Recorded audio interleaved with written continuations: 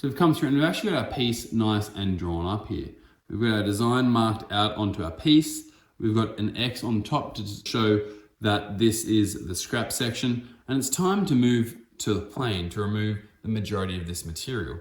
Now, there are a number of ways in which you could remove this material. Because it's the first time we're going to go through and introduce the plane, we're going to spend a bit of time getting used to it, which means we're going to remove a fair bit of material using the plane.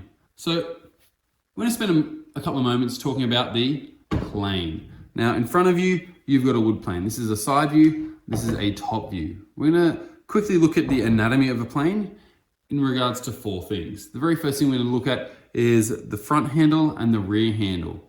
Now, yes, front handle and rear handle does specify which parts you're talking about, but the correct terms are knob for the front handle and tote for the back handle.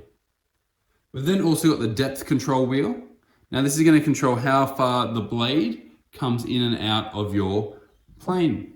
And then finally, you have the lateral control, which is this lever here. And that will move from side to side, changing the angle in which that blade faces. It's only slight adjustments, but it still does make a difference when you're planing. Now, from the top view, if we're looking down, you've got the knob, the tote, depth control is underneath and sitting in here, and then you have the lateral control, which is this here. Now, there's many more things to do with the plane, but for now, that's what we're going to focus on. Now you know the parts, let's go through and have a quick look at how deep you need this blade to come out.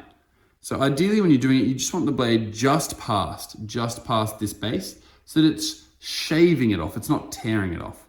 So when it's shaving out timber, you want it to be the slightest passes coming through. A good example of this would be this. Now, I don't know if you can see that too well, but anything over about 1/2 mil is too much.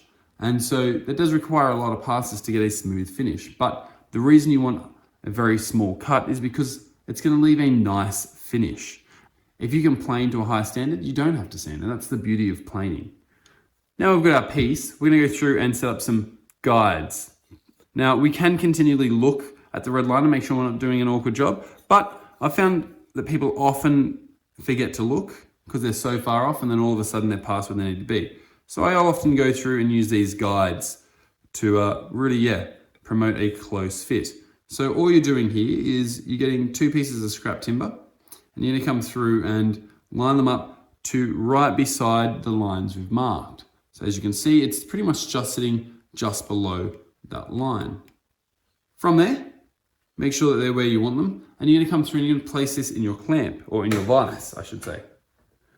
Get them down just above where the vise top is, and do that up reasonably tight, because you don't want that going anywhere. From here, double check to make sure your timber hasn't moved. Coming down to make sure that the lines are exactly just viewable. And then we can grab our plane.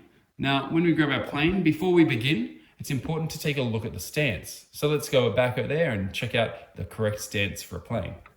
So when you're planing, it's all about a power stance. Now, a power stance is simply having your back leg at a T and your front leg moving forward, so that you can actually rock that whole body with you as you go. Because the last thing you want to do is only use your arms to plane.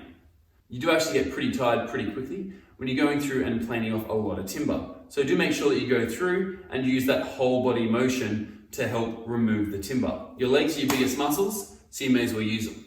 Now that you've got your power stance done, we're going to begin the process. So front hand firmly secured on the front handle, and then rear hand on the tote.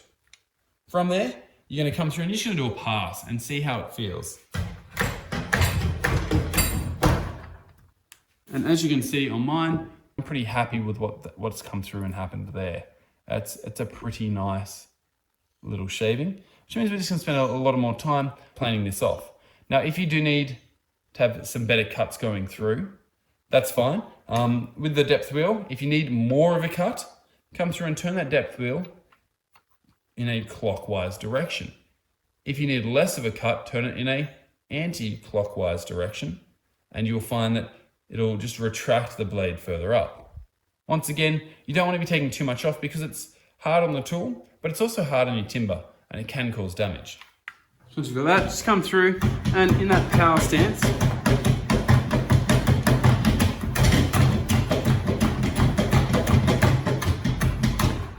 plane.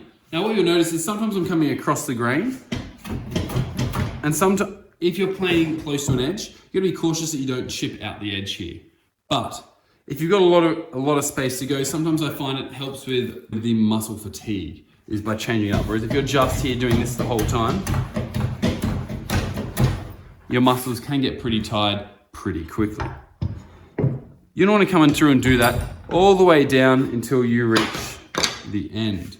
So very slowly and steadily, you might start on a bit of an angle, and then you're going to slowly flatten that angle out until you're getting a nice long path the whole way across. Ideally, you're going to want to come and leave your pencil marks on so that we can remove them later. Now, if you were a pro, you'd go right down to the pencil line and you'd be done. But because you're learning, it's actually going to take a little bit of skill to get down to that area there and not go over. So I want to see those pencil lines at the end so that if there's issues, we can fix them up in class and not have to restart. Alrighty, I'll see you in the next episode of the Woodwork Experience.